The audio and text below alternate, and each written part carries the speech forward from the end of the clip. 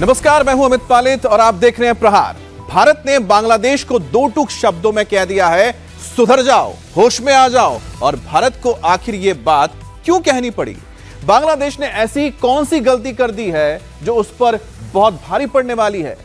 शहबाज से मुलाकात के बाद यूनिस सरकार अचानक मोदी के सामने झोली फैलाकर क्यों खड़ी हो गई है? इस्लामाबाद में रचे गए कौन से चक्रव्यूह में यूनिस और ढाका दोनों फंस चुके हैं और बांग्लादेश का अंजाम आगे क्या होने वाला है? इस रिपोर्ट से समझिए। We would like to remind all concerned to be mindful of their public comments. Bangladesh होश में आ जाओ, भारत ने ऐसा क्यों कहा? क्या भारत ने बांग्लादेश को फाइनल अल्टीमेटम दे दिया है? क्या बांग्लादेश की हालत भी पाकिस्तान जैसी होने वाली है?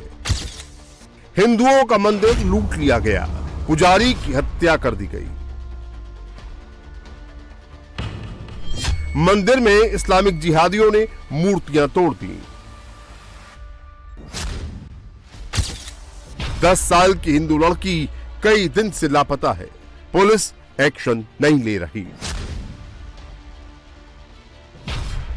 8वीं क्लास में पढ़ने वाली हिंदू बच्ची से कई महीने रेप किया गया, बर्बरता से मौत के घाट उतार दिया गया।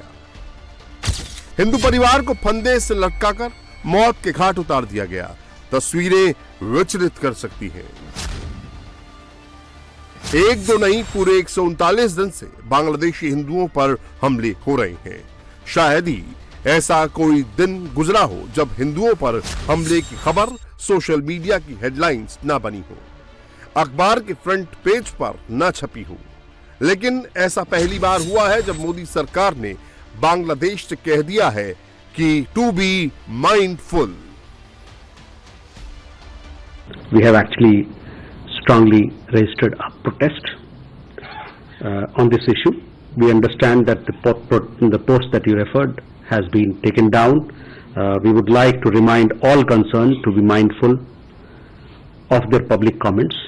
While India has repeatedly signaled interest in fostering relations with the people and the interim government of Bangladesh, such comments underline the need for responsibility in public articulation.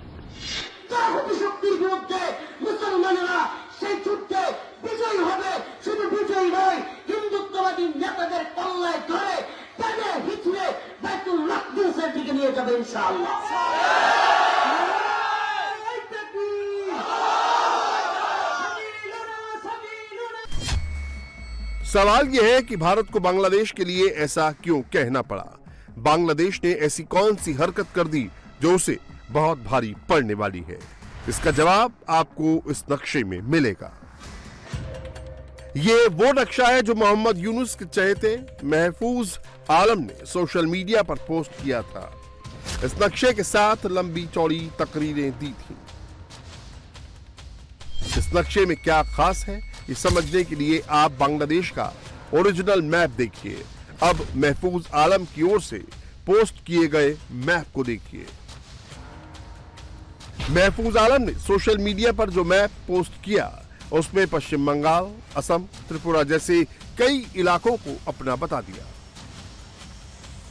Map पर विवाद बढ़ा तो महफूज आलम ने पोस्ट डिलीट कर दी, लेकिन तब तक इसकी खबर हिंदुस्तान पहुंच चुकी थी और भारत ने बांग्लादेश को उस भाषा में समझा दिया जिस भाषा में वो समझना चाहता है। We would like to remind all concerned to be mindful of their public comments. Bangladesh में महफूज आलम अकेला नहीं है जो हिंदुस्तान की जमीन पर नजर रखता हो। जमात के कट्टरपंथी और जिहादी भी हर जगह इसी नक्शे की बात कर रहे हैं। लाउड स्पीकर लगा कर लोगों को भड़का रहे हैं। আমাদের বাংলাদেশের নতুন মানচিত্রে দেখাতে হবে ত্রিপুরা আমাদের, আসাম আমাদের। এই মানচিত্র প্রকাশ করুন। 14 কোটি মুসলমান সাথে আছে, ইউনুস আপনার সাথে। এই মানচিত্র প্রকাশ করার পরে গুজরাটের কসাই মোদি থরথর করে কাঁপতে থাকবে আর ভারতীয়রাই তার কপালে লাথি দিয়া তারে গদি থেকে নামায় দেবে। এখন চান্স, এখন কি চান্স? এই চান্সটা হারাইলে 50 বছর আলেমদের কাছে আর চান্স ফিরে আসতে না পারে। সেজন্য আমি আহ্বান করে যাচ্ছি, এখন আহ্বান করছি, সারা দেশে আমার এই আহ্বান সকল আলেমের কানে পৌঁছে গেছে। মাসলাক যার যার, দ্বীন ইসলাম সবার। ইসলামের সুমহান স্বার্থে আমরা এক হয়ে যাব।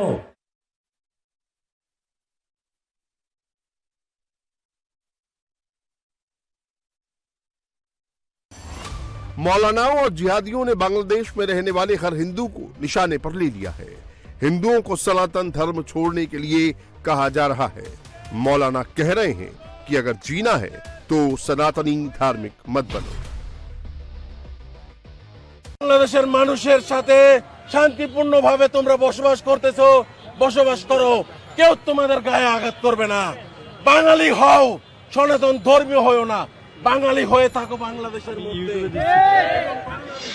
আপনারা দেখেছেন বারবার আমাদের মুসলমান ভাইদের ভারতের মধ্যে কিভাবে হত্যা নির্যাতন করছে। আমাদের বাংলাদেশের যত সনাতন ধর্মী ভাই বোনেরা আছে তারা স্বাধীনের পর থেকে মায়ের কুলে বসবাস করতেছে। আমরা তাদের কোনো কাজে বাধা দেই নাই, বরঞ্চ বাংলাদেশের অনেক আলেম ওলামারা তাদের পূজা মণ্ডপ পাহারা দিয়েছে এবং এও হুঁশিয়ারি দিয়েছে যে কেউ যদি পূজা মণ্ডপের মূর্তি ভাঙে তাদের হাত ভেঙে দেওয়া হবে। সেই আলেম ওলামাদের বলতে চাই, আমাদের কিন্তু মূর্তি পাহারা দেওয়ার জন্য নয়, মূর্তি ভাঙার জন্য। मौलानाओं की कोशिश किसी भी तरह हिंदुओं को भड़काने की है। वो चाहते हैं कि हिंदू इस अधर्म और अन्याय के खिलाफ आवाज उठाएं और उन्हें हिंसा का बहाना मिल जाए। इसीलिए ऐसी रील बनाकर सोशल मीडिया पर चलाई जा रही हैं। ये कोई अकेली घटना नहीं है। बांग्लादेश में हिंदुओं को भड़काने के लिए, डराने के लिए मंदिरों को तोड़ा जा रहा है, पुजारियों को मारा जा रहा है। ये बांग्लादेश के कासिमपुर गांव का मंदिर है, जहां पुजारी तरुण चंद दास की हत्या कर दी गई। सुबह हाथ पैर बंधे उनका शव पड़ा मिला।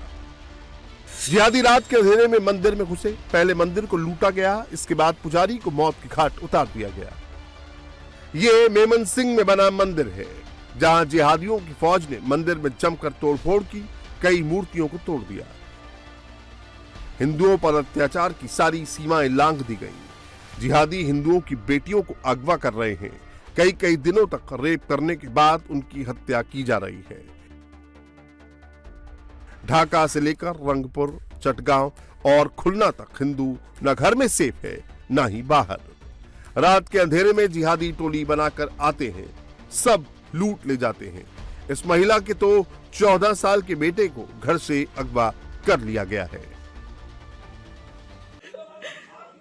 বাড়ি এসে আমাকে লুটপাট করে নিয়ে গেছে, মোটরসাইকেল, স্বর্ণ, টাকা পয়সা যা কিছু ছিল, গরু বাছুর সব লুটপাট করে নিয়ে গেছে। আর আমার 14 বছরই ছেলে নিয়ে গেছে উঠাইয়ে।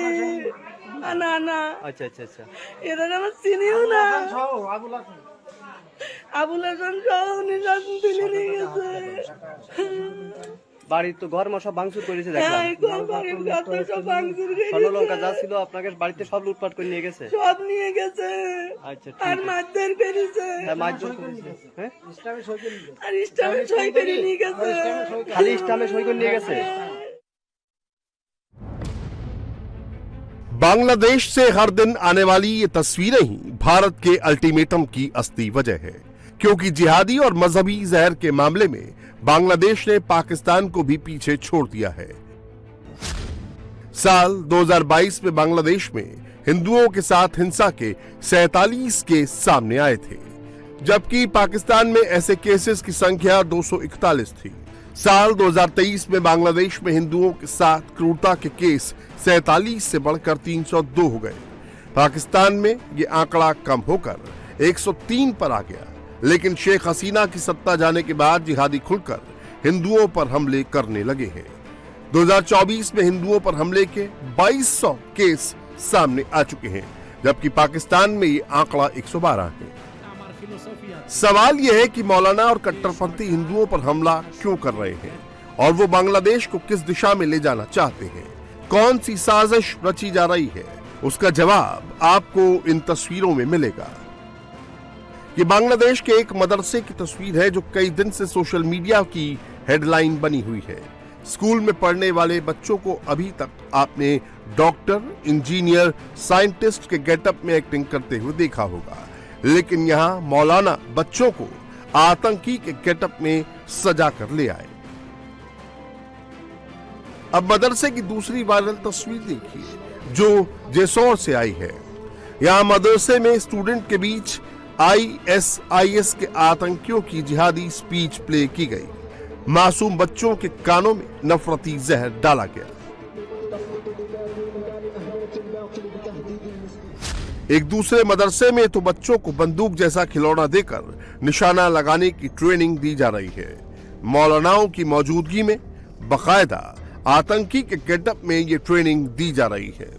जिस देश में बच्चों के हाथ में किताब की जगह बंदूक जैसे खिलौने पकड़ाए जा रहे हों, जिस देश में बच्चे आतंकी के गेटअप में पढ़ने आ रहे हों, सोचिए उस देश का भविष्य क्या होगा।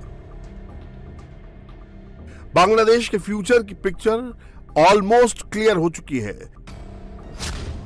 मौलाना और कट्टरपंथी बांग्लादेश से हिंदुओं को भगाना चाहते हैं, इस्लामिक मुल्क बनाना चाहते हैं, शरिया कानून लागू करना चाहते हैं और इससे यूनुस सरकार का भी खूब सपोर्ट उन्हें मिल रहा है। 1971 के बाद शायद ही किसी ने सोचा हो कि बांग्लादेश की सरकार अपने सबसे बड़े दुश्मन के ऐसे गले जा लगेगी, लेकिन जैसे ही यूनुस शहबाज के गले लगे पूरे पाकिस्तान में हल्ला मच गया। पाकिस्तान बांग्लादेश की सेटिंग की पूरी दुनिया में चर्चा होने लगी। यूनुस और शहबाज के बीच पाकिस्तान बांग्लादेश के बीच ट्रेड बढ़ाने, वीजा नियमों में ढील देने, बांग्लादेश में सार्क सम्मेलन आयोजित करने पर चर्चा हुई। पाकिस्तान ने सार्क की चाल इसलिए चली कि वो भारत को चिढ़ा सके, लेकिन भारत ने सीधे सीधे पाकिस्तान और बांग्लादेश को एक साथ उनकी हैसियत याद दिला दी है। बता दिया है कि अब बात पहले जैसी नहीं रही, अब बात के तौर तरीके बदल जाएंगे। तो आपको ज्ञात है कि जहाँ तक रीजनल कनेक्टिविटी की बात है, हम लोग का भरपूर कोशिश रहता है कि रीजनल कोऑपरेशन को हम लोग मजबूत करें, और रीजनल कोऑपरेशन को मजबूत करने के लिए कई एक सारे जो हम लोगों ने प्रोग्राम्स या जो प्लेटफॉर्म्स हैं उसके तहत हम लोग आगे बढ़ना चाहते हैं। बिम्स्टेक एक कनेक्टिविटी प्रोग्राम है, एक कनेक्टिविटी प्लेटफॉर्म है जिसमें कई एक देश हमारे पड़ोस के जुड़े हुए हैं। सार्क भी एक प्लेटफॉर्म है, कई एक सालों से सार्क ठंडा पड़ा हुआ है, और किस कारण से ठंडा पड़ा हुआ है इससे आप भली भांति अवगत हैं। मोहम्मद यूनुस को लग रहा है कि वो पाकिस्तान की गोद में बैठकर इंडिया को साइडलाइन कर सकते हैं, लेकिन सच क्या है वो पाकिस्तान की अवाम खुद बता रही है। कोई ये कह रहा था कि दो कंगले देश मिलकर अपने अवाम को खुशहाल कैसे बना सकते हैं। देखिए, आप इस तरह नहीं कर सकते। बांग्लादेश को अब आप जो बांग्लादेश कहते हैं, क्यों कहते हैं आप लोग? अभी तो कोई ऐसी बात नहीं है ना, यानी अभी तो सिर्फ ये है कि वो कह रहे हैं कि हालात जो हैं वो ख़राब हो गए हैं और जो इकोनॉमी है वो कोलैप्स कर रही है, और क्योंकि इंडिया ने उनके सर से अपना हाथ उठा दिया है, लेकिन पाकिस्तान ने उनके सर पर अपना हाथ रख दिया। तो आपने देखा कि किस तरह से बांग्लादेश में इस वक्त हालात हैं और भारत ने भी अपना रुख काफी हद तक सीधे साधे तरीके से सामने रखा है, लेकिन इसके पीछे की जो पूरी कहानी है वो भी धीरे धीरे सामने आ रही है कि आखिरकार इसके पीछे षड्यंत्रकारी कौन रहे हैं।